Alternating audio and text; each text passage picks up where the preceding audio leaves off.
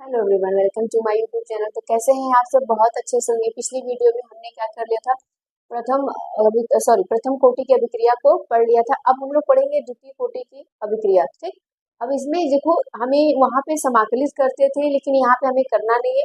हमें बस यहाँ के एग्जाम्पल को बहुत अच्छे से याद रखना है और उसका डिफिनीशन याद हो जाएगा, इजी तरीका है। तो ये डिफिनीशन के लिए बहुत परेशान नहीं रहिएगा। हेडिंग क्या बनाएंगे? द्वितीय कोटि की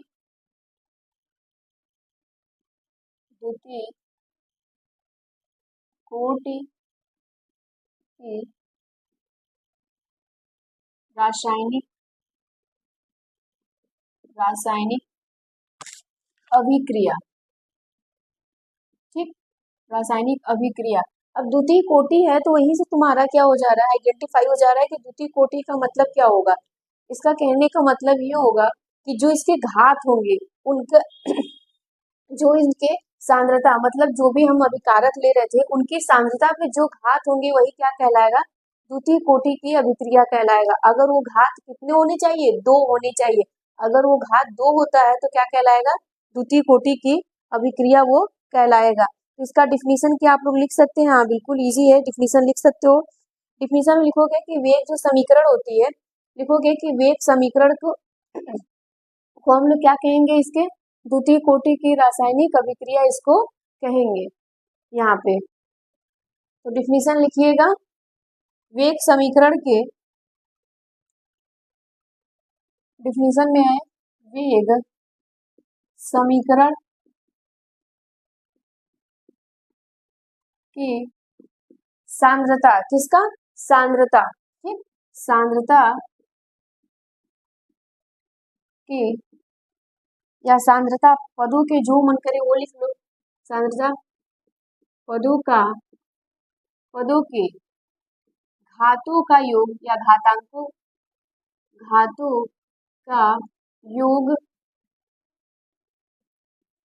2 होता है। ठीक, द्वितीय कोटि की अभिक्रिया किसे कहेंगे? वेग जो समीकरण होगा उसमें जो भी हम लोग सांद्रता लेंगे उनके घातों का योग कितना होता है?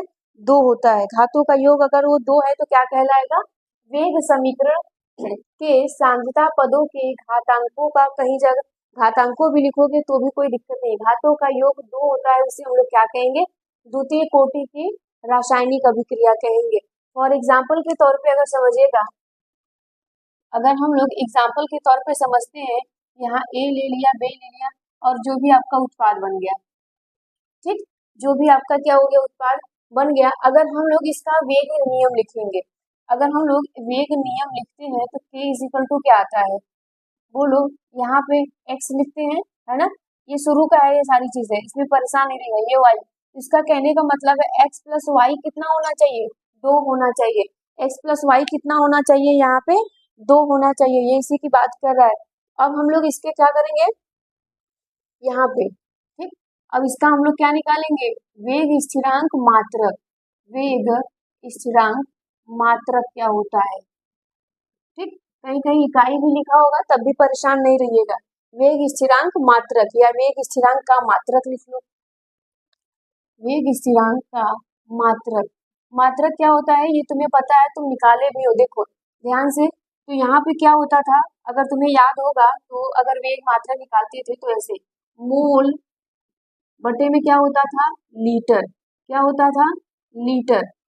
ठीक, अब इस तरीके से ब्रैकेट क्लोज, 1 माइनस एन होता था, सेकेंड इनवर्स होता है। क्या होता है? सेकेंड इनवर्स होता है। ये बात समझ में आई?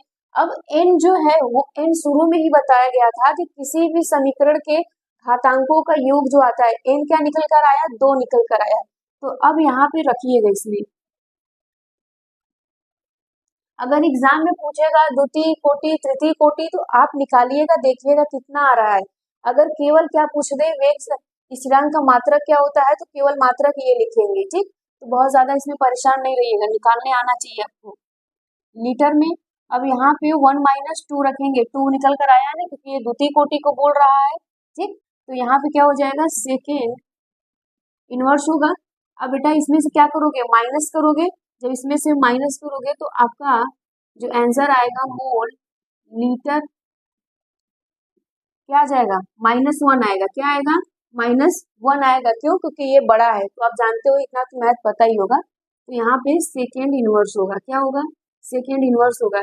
यही आपका क्या आ जाएगा? द्वितीय कोटि की अभिक्रिया का वेग मात्रक आ जाएगा। क्या आ जाएगा? वेग मात्रक आ जाएगा। ये सारी चीजें पढ़े हो, इसमें बहुत ज्यादा कोई दिमाग लगाने वाला या टफ नहीं है कि जो आपको समझ में ना आए। ठीक, तो यहाँ तक आपको पता ही हो गया। एग्जाम्पल याद रखिएगा, क्योंकि एग्जाम्पल ये सब बहुत इंपॉर्टेंट हो जाते हैं, एग्जाम्पल पूछे जाते हैं। ठीक, तो डिफिनीशन तो आ जाएगा, क्योंकि डिफिनीशन बहुत सरल है, और एग्जाम्पल आपको याद रखने पड़ेंगे कि एग्जाम्पल इसमें कौन कौन हो सकते हैं। तो कुछ एग्जाम्पल आपको दिए जाएंगे, उसको नोट करिएगा।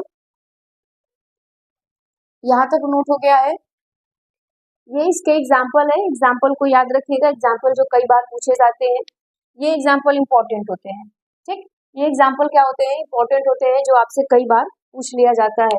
अब हम लोग क्या हेडिंग बनाएंगे? तृतीय कोटि की रासायनिक अभिक्रिया। तृतीय कोटि में क्या होगा? बिल्कुल इसी प्रकार से होगा। जहां पे घातांकों का योग 2 होता था, वहां पे क्या हो जाएगा? 3 हो जाएगा। वहां पे क्या हो जाएगा? 3 हो जाएगा। तो यहाँ तक इसको नोट करिए। अब आगे कंटिन्यू करते हैं। चलिए अब आगे कंटिन्यू करते हैं। अब देखिए यहाँ पे हम लिख दे रहे हैं तृतीय कोटि।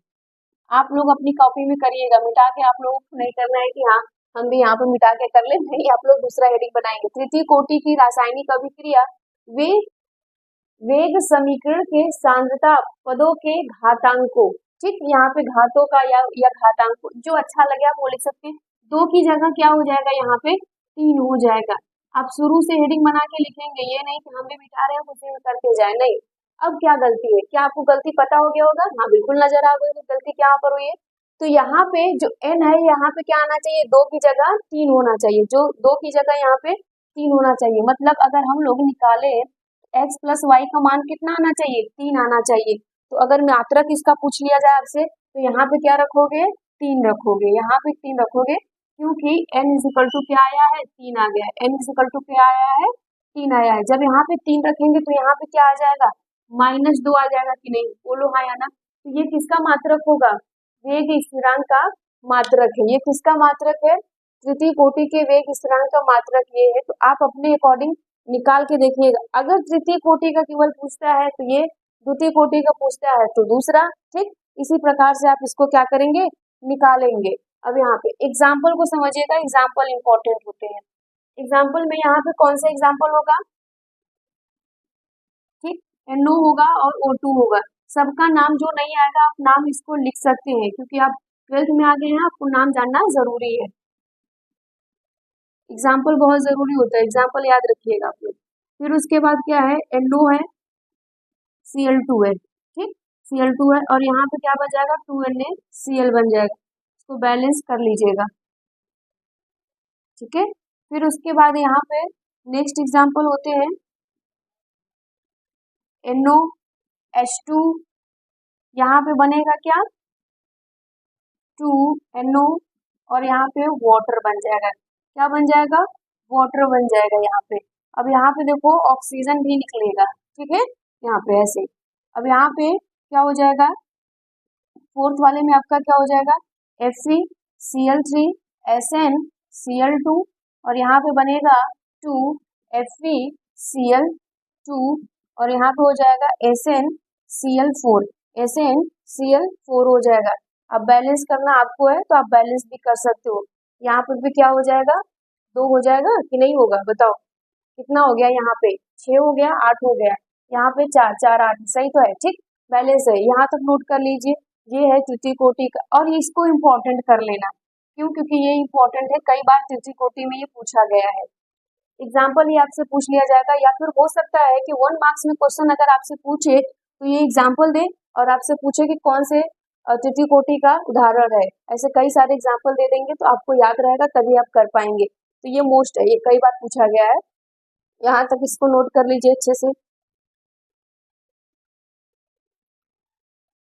नेक्स्ट क्या है?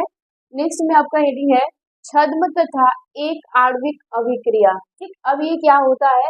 अब यहाँ पे लिखा है तो आपको समझ में आना चाहिए कि ये क्या होता है। तो इसमें लिखा गया है ऐसी अभिक्रिया जिसमें अभिकारक के 2 अणु भाग लेते हैं।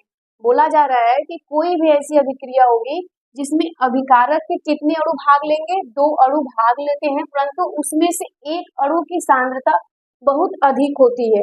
एक अणु की सांद्रता क्या होती है? बहुत अधिक होती है, जिसके कारण अभिक्रिया के दौरान उसकी सांद्रता में कोई परिवर्तन नहीं होता है।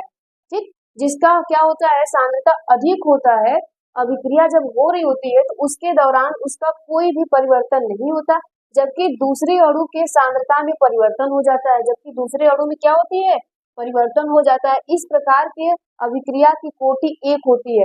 अगर इस प्रकार की अभिक्रिया आपको दिखाई दे रही है तो उसकी कोटि कितनी होगी? एक होगी। आणविकता कितना होगा? 2 होगा।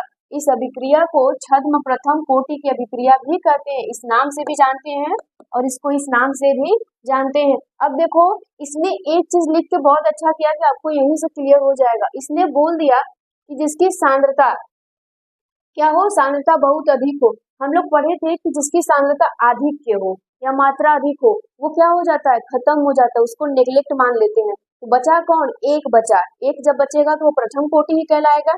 तो इसके एग्जाम्पल क्या होंगे? एग्जाम्पल याद रखिएगा, इसमें एग्जाम्पल में कौन कौन रहेंगे? C12, H22 और यहाँ पे क्या रहेगा? ऑक्सीजन 11 रहेगा। कितना रहेगा बेटा? 11 रहेगा। ठीक है, फिर इसको हम लोग क्या करते हैं, वाटर से रिएक्शन कराते हैं। किससे कराते हैं? वाटर से रिएक्शन कराएंगे तो ये क्या बनाएगा? C6H12O6 प्लस फिर क्या बनाएगा? C6H12O6 बनाएगा। अब यहाँ पे ये किसके उपस्थिति में रिएक्शन हो रहा है? H2SO4 के। ठीक है, H2SO4 की उपस्थिति में हो रहा है, तो वाटर की मात्रा यहाँ पर अधिक है। ठीक, अधिक मात्रा में ये है और ये क्या है? कम मात्रा में है। तो जिसकी मात्रा अधिक होगी उसके सांद्रता में कोई परिवर्तन नहीं हो रहा है तो वो खत्म हो जाएगा। जो अधिक होता है तो वो खत्म हम लोग मानते थे, तो यही होगा। अगर आपसे इसका वेग पूछा जाएगा तो क्या लिखोगे? वेग बराबर केवल k होगा। ठीक है, और इसका लिखोगे, बोलो हाँ या ना? इसका हम लोग लिखेंगे तो C6H, सॉरी यहाँ पे C11 12 और यहाँ पे रिवाइज क्या होगा? 22O11 हो जाएगा ऑक्सीजन। ठीक, ये होगा इसका। अगर हम लोग दूसरा एग्जाम्पल लें, दूसरा भी इसी प्रकार से होगा। याद रखिएगा, इसमें बोला जा रहा है कि जिसकी सांद्रता अधिक होगी ये क्या हो जाएगा? खत्म हो जाएगा। तो यहाँ पे भी दूसरा एग्जाम्पल आप क्या लोगे? यहाँ पे CH3COO C2H5 हो जाएगा और यहाँ पे कौन आ जाएगा? फिर से वाटर आएगा। कौन आ रहा है? वाटर। किसके प्रेजेंस में रिएक्शन होगा? H2SO4 के प्रेजेंस में रिएक्शन होगा। तो ये बनाएगा क्या? CH3COOH और यहाँ पे क्या बन जाएगा? C2H5OH बन जाएगा। ठीक है, यहाँ पे अब इसका नाम बताइएगा, कमेंट में जरूर इसका नाम आपको बताना है। इसकी मात्रा अधिक है। ठीक, आधिक्य है। जो चीज आधिक्य में होता है आपको पहले बता दिया जाता है कि वो खत्म हो जाएगा, वो खत्म हो जाएगा, उसका कोई मतलब नहीं है। अगर हम लोग वेग लिखेंगे तो फिर से वही लिखेंगे। ठीक है, किसका लिखेंगे? यहाँ पे Cl3COO C2H5 लिखेंगे, इसका हम लोग वेग लिखेंगे इस प्रकार से। इसका नाम आप कमेंट में जरूर बताएंगे। तो यहाँ तक इसको नोट कर लीजिए, जो चीजें नहीं समझ में आएगा उसको आप जरूर बताएंगे। नेक्स्ट आपका हेडिंग है अभिक्रिया के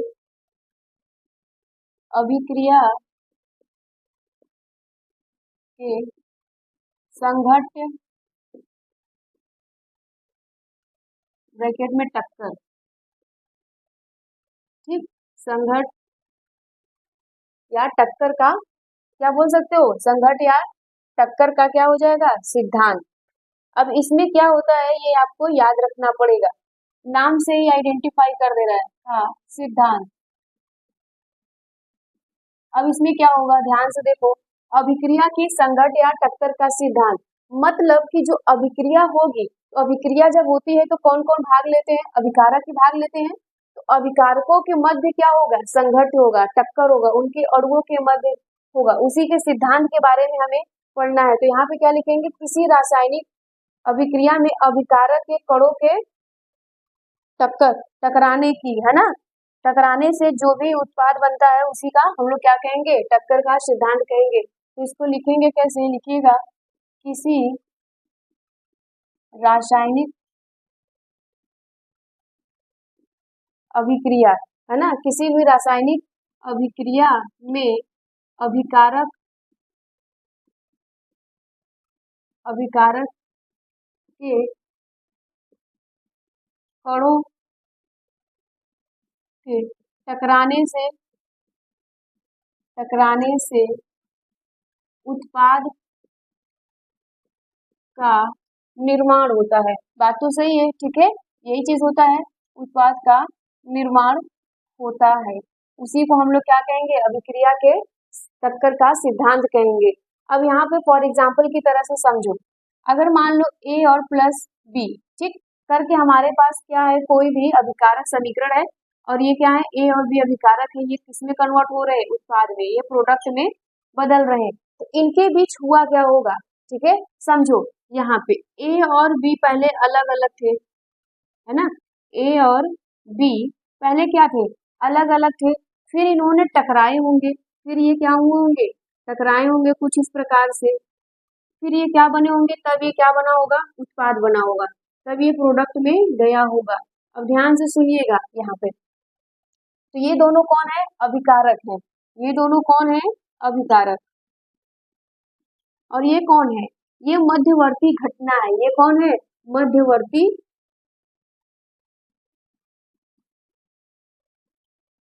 ठीक, मध्यवर्ती ये घटना है, और इसी को हम लोग कहते हैं सक्रियण, क्या कहते हैं, सक्रियण ऊर्जा भी कहते हैं, या फिर जटिल, सक्रियण, जटिल, जो भी अच्छा लगे आपको ये कह सकते हो। और यहाँ पे ये तो फाइनल तुम्हारा प्रोडक्ट बन रहा है, इससे तो मतलब है नहीं। अब ध्यान से सुनो, हुआ क्या होगा, ऐसा कब हुआ होगा, जरूरी है कि हर बार टकराएं तो उत्पाद का निर्माण करें, बताइए, क्या जरूरी है कि अभिकारक जब हर बार टकराएंगे तो वो प्रोडक्ट का निर्माण करेंगे, तो आंसर होगा नहीं, है ना, जरूरी नहीं है कि वो हर बार टकराएं तो वो निर्माण ही करे। तो जब टकराएंगे तब क्या क्या होगा, और जब नहीं टकराएंगे तब क्या होगा। तो यहाँ पे दो केस बनते हैं, क्या होगा, फर्स्ट केस में याद रखिए, इसमें इसमें दो केस बनेगा।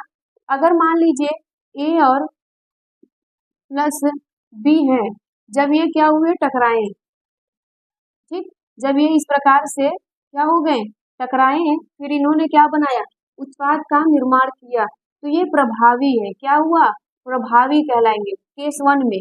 अगर केस टू की बात की जाएगा, ठीक, अगर हम लोग केस टू की बात करें यहाँ पे, तो केस टू में क्या हुआ होगा, रिएक्टेंट तो थे अभिकारक, लेकिन इन्होंने क्या हुआ, टकराया, उत्पाद नहीं बनाया, टकराए और उत्पाद नहीं बनाए, यहाँ पर उत्पाद बना ही नहीं, ठीक, मैं लिख दूं या फिर चलो नहीं बना, वैसे लिखती हूँ, तो ये क्या कहलाए, अप्रभावी कहलाए, क्या कहलाए, अप्रभावी कहलाए।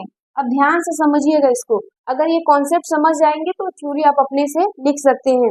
अब यहाँ पे हो रहा है कि हमारे सामने दो केस आता है, दो केस में ये होता है कि पहली बात तो ये कि इस प्रकार से हुआ होगा, दूसरे केस में ये हो रहा है, पहला केस में ये हो रहा है कि दो लोग हैं अभिकारक, आप समझिए इसको, अभिकारक से नहीं, समझिए कि आप हैं और आपका कोई भी मित्र, आप लोग जा रहे हैं, है ना, जा रहे हैं, मान लीजिए आप दोनों किसी से टकरा गए, अब दोनों किसी से टकरा गए तो वहां पे प्रोडक्ट बना दिए, मतलब लड़ाई कर लिए, टकराए कैसे हमसे, है ना, झगड़ा कर लिए।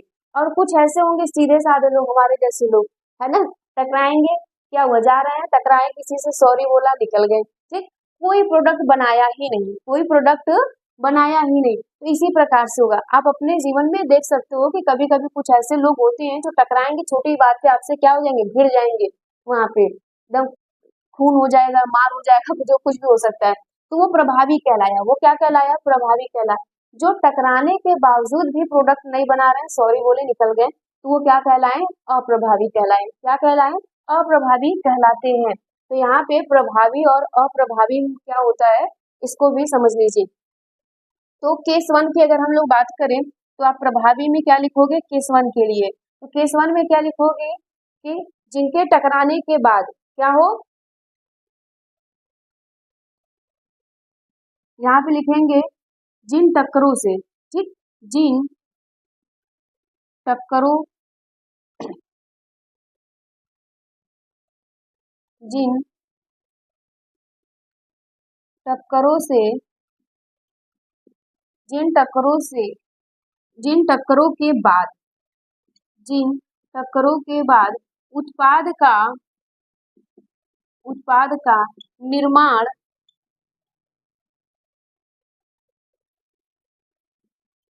होता है उसे उसे प्रभावी टक्कर कहते हैं। क्या कहते हैं? प्रभावी टक्कर कहते हैं। बात तो सही है कि प्रभावी टक्कर है, जो लोग टकराएं उत्पाद का निर्माण करें, इसका मतलब ये क्या है कि वो प्रभावी टक्कर है। और इस तरीके से होगा कि जिन टक्करों से, इसमें क्या होगा, जिन टक्करों के बाद उत्पाद का निर्माण नहीं होता है उसे अप्रभावी कहेंगे। उसे क्या कहेंगे? अप्रभावी कहते हैं, अप्रभावी टक्कर कहते हैं। समझ में आ रहा है कि नहीं? समझ में आ रहा होगा, बस इसको ध्यान से समझिएगा, इसमें बहुत टफ नहीं है, ये बात बहुत सीधी सी बात है कि भाई कुछ ऐसे लोग होंगे जो आपस में टकराए, मारपीट कर लिए, और कुछ ऐसे लोग होंगे टकराए, सॉरी बोले और निकल गए, तो उनको क्या कहेंगे? एक को प्रभावी कहेंगे, एक को अप्रभावी कहेंगे। यहाँ तक नोट कर लीजिएगा। अब ध्यान से सुनिएगा जरा सा, यहाँ पे एक काम करता है सक्रिय ऊर्जा, ये चीज, ये सक्रिय ऊर्जा क्या है? देखो समझो, अगर मान लो कि ये वाले में अप्रभावी हम लोग आ जाए, ये दोनों जा रहे हैं, टकराए, ठीक, सॉरी बोला, निकल गए, लेकिन उसमें से कुछ ऐसे लोग होंगे कहेंगे तुम सॉरी क्यों बोले, है ना, लड़ना चाहिए, तुमको एक्टिव कर देंगे, कि लड़ो, हम है ना भाई एकदम आपके साथ। लेकिन वैसा होता नहीं है। तो यहाँ पे सक्रिय ऊर्जा का मतलब यही है कि जो टकराए और उत्पाद बनाना नहीं चाहते, लेकिन हम उनको ऊर्जा देकर क्या दे रहे हैं? उत्पाद बना रहे हैं। आप लोग ऐसा देखे होंगे कि जो टकराते हैं, सॉरी बोलते हैं, निकल जाते हैं, लेकिन उसमें से कुछ ऐसे नालायक होते हैं जो बोलेंगे कि नहीं तुम लड़ो, क्यों सॉरी बोले, हम तुम्हारे साथ है ना, लड़ो, मारपीट कर लो। तो ऐसी बातें होंगी। तो यहाँ तक इसको नोट करिए जल्दी से। अब इसको ध्यान से देखिए, ये इम्पोर्टेंट है। अगर मान लीजिए अब ऐसे कुछ पूछ दिया तो आपको बताना पड़ जाएगा, ठीक है, तो इसको सुनिएगा ध्यान से और याद रखिएगा। सक्रिय ऊर्जा को अगर याद होगा तो हम समीकरण में लिखे थे एक्टिवेशन एनर्जी, ठीक, किसी रासायनिक अभिक्रिया में अभिकारक को दिया गया वह न्यूनतम ऊर्जा है जो कि उत्पाद बनाने के लिए आवश्यक ऊर्जा को सक्रिय ऊर्जा कहलाता है। मतलब न्यूनतम ऊर्जा है किसी भी रासायनिक अभिक्रिया को, थोड़ी सी ऊर्जा दे दो, वो प्रोडक्ट बना के दे देगा। जैसे अब वहां पे उन्होंने सॉरी बोल के तो हटा, लेकिन अगर वहीं पे कोई होगा नालायक जो क्या करेगा, थोड़ी सी उसको एक्टिव कर देगा, बोलेगा क्यों गए, लड़ जाओ इसके साथ, तो तुरंत लड़ जाएगा। तो वही बात बोला जा रहा है कि यहाँ पे न्यूनतम ऊर्जा की बात हो रही है। देहली ऊर्जा क्या होता है? थ्रेशोल्ड एनर्जी, वह आवश्यक न्यूनतम ऊर्जा जो कि टकराने के बाद और रासायनिक अभिक्रिया को पूर्ण कराने के लिए आवश्यक होती है। मतलब टकरा गए तो ऐसा नहीं है कि वो टकरा जाएंगे तो बना ही देंगे, वहां पे भी उनको एनर्जी चाहिए ताकि वो पूर्ण हो जाए, है ना, नहीं तो वो पूर्ण नहीं होगा। तो उसको हम लोग क्या कहते हैं? देहली ऊर्जा कहते हैं। सब में डिफरेंस याद रखिएगा, माइनर डिफरेंस है, बहुत जरूरी है। संघट्य आवृत्ति 1 सेकेंड में, इसमें तो दिक्कत नहीं होनी चाहिए, 1 सेकेंड में अभिकारक अणुओं द्वारा किए गए टक्करों की संख्या, मतलब 1 सेकेंड में अभिकारक में जो अणु है वो कितना टकरा जाते हैं, उसी को हम लोग कहते हैं संघट्य आवृत्ति कहते हैं। क्या कहते हैं? संघट्य आवृत्ति कहते हैं। और प्रभावी क्या होता था, ये तो जानते थे, जिन रासायनिक अभिक्रिया में टकराने के बाद में क्या होता था, उत्पाद का निर्माण होता था, उसे हम लोग प्रभावी और अप्रभावी भी समझ गए थे यहाँ तक। तो यहाँ तक इसको नोट कर लीजिए, ग्राफ है, ग्राफ को जान लीजिए, फिर उसके बाद ये चैप्टर खत्म हो जाएगा। ये ग्राफ है, ग्राफ कई बार पूछे गए हैं, इसको आप कह सकते हो कि मतलब 30-40% आने की संभावनाएं होती है। अब यहाँ से समझिएगा, ये ग्राफ है, ग्राफ में पूछा कैसे जाएगा कि उष्मा शोषी अभिक्रिया का ग्राफ बताइए, ठीक है। तो यहाँ पे देखो, ये है उष्मा शोषी और ये क्या है, उष्मा क्षेपी अभिक्रिया है, एक्सोथर्मिक और एंडोथर्मिक। अब यहाँ से ध्यान रखो, यहाँ पे E क्या है, एक्टिवेशन एनर्जी की बात हो रही है, और ET मतलब देहली ऊर्जा, थ्रेशोल्ड एनर्जी की बात हो रही है। ER क्या है, अभिकारक की ऊर्जा है, और EP क्या है, उत्पाद की ऊर्जा है। अब समझिए कि यहाँ से जब ER शुरू हुआ तो यहाँ तक पहुंचा, बहुत कॉम्प्लेक्स होगा, समझ में नहीं आ रहा। समझो यहाँ पे, मान लो तुम्हें क्या लेना है, एक टी शर्ट लेनी है, एक टी शर्ट लेनी है, और उस टी शर्ट की एवरेज दाम जो आपको मार्केट में जब दाम है उसका कितना है, 200 है, दुकान पे दाम कितना है, 200। आपके पास कितने रुपीस है, 100 रुपीस, आपके पास कितने हैं, 100 रुपीस है, ठीक। मतलब कि आपके पास यहाँ से समझो ER के पास आपके पास कितना है 100 रुपए है, और देहली ऊर्जा जहां तक ये पहुंच रहा है यहाँ से, ठीक, इसका कीमत 200 हो गया। इसका कीमत क्या है 200।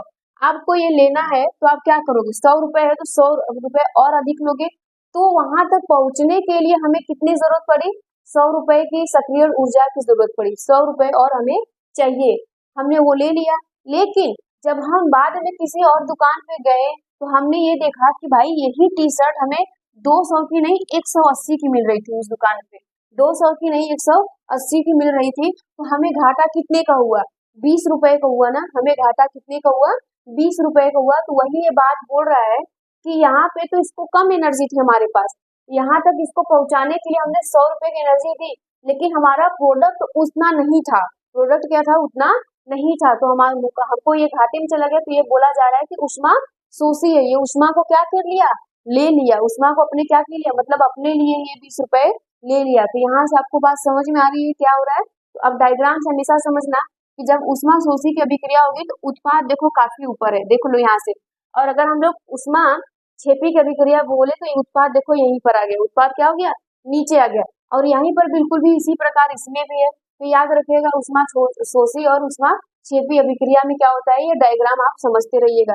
तो यहाँ से इसमें इसका एक फॉर्मूला भी होता है, क्वेश्चन अगर पूछे जाते हैं तो, खैर वैसे उतना ज्यादा पूछा नहीं जाता, तो यहाँ पे आप लोग लिख लीजिएगा कि इसमें होता क्या है। तो देहली ऊर्जा बराबर, देहली ऊर्जा बराबर क्या होता है, सक्रिय नहीं अभिकारक, ठीक, अभिकारक ऊर्जा माइनस सक्रिय ऊर्जा प्लस, प्लस होगा, प्लस सक्रिय ऊर्जा। मतलब हमें देहली ऊर्जा तक अगर जाना है तो अभिकारक की जो ऊर्जा होगी और हमें कितने ऊर्जा देना पड़ेगा। जैसे वो 200 का टी शर्ट था तो हमारे पास तो 100 रुपए थे, तो हमें 100 रुपए और जरूरत पड़ी ना, सक्रिय ऊर्जा कहलाया। तो इसको आप शॉर्ट फॉर्म में लिख सकते हो, ET बराबर क्या हो जाएगा, ER प्लस EA, ठीक, एक्टिवेशन है, इसको कैपिटल भी लिख सकते हो, ये इस प्रकार से भी इसका होगा। तो यहाँ तक तो कोई समस्या होगी नहीं, यहाँ तक नोट कर लीजिए, फिर लास्ट टॉपिक है आपका, फिर उसके बाद खत्म हो जाएगा। इस चैप्टर का ये आपका लास्ट टॉपिक है, आर्हेनियस समीकरण। यहाँ पे क्या लिखा गया है, आर्हेनियस ने अभिक्रिया के दर स्थिरांक, अभिक्रिया के दर स्थिरांक मतलब K की बात कर रहा है, ताप तथा सक्रिय ऊर्जा पर निर्भरता के संबंध को दर्शाने के लिए एक समीकरण दिया गया जिसे आर्हेनियस समीकरण कहते हैं। मतलब K के संबंध में इन्होंने दिया था ताप पर निर्भर और सक्रिय ऊर्जा पर। तो क्या हो जाता था, K is equal to AE, E के पावर में क्या होता था माइनस EA, ठीक, एक्टिवेशन एनर्जी की बात कर रहा है, और यहाँ पे क्या होता था RT हो जाता था, ठीक। ये किसके खोपड़ी पर है, ये E के पावर है ना, तो इसको परेशान नहीं रहिएगा, क्वेश्चंस बहुत कम पूछे जाते हैं, अगर कभी पूछा भी जाता है तो 1 मार्क्स में बस यही पूछ लिया जाता है कि आर्हेनियस समीकरण कौन सा है। अब यहाँ पे याद रखिए कि कौन क्या है, EA क्या है, अभी पढ़े हो, सक्रिय ऊर्जा क्या है, सक्रिय ऊर्जा है, ठीक। R क्या है, R यहाँ पे क्या है, गैस नियतांक है, गैस का नियतांक। T क्या है, ताप है, T क्या है आपका, ताप है। K क्या है, वेग स्थिरांक, K क्या है, वेग स्थिरांक है। ये सारी चीजें पढ़े हैं, आपका चैप्टर ये समाप्त हो चुका है। अब आपकी जिम्मेदारी यही है कि आप नोट्स बनाइए, इसको पढ़िए, रिवीजन करिए, क्वेश्चन सॉल्व करिए, जो वहाँ पे जो चीज नहीं समझ आती, जहाँ पे भी डाउट होगा आप जरूर कमेंट में बताइएगा। नेक्स्ट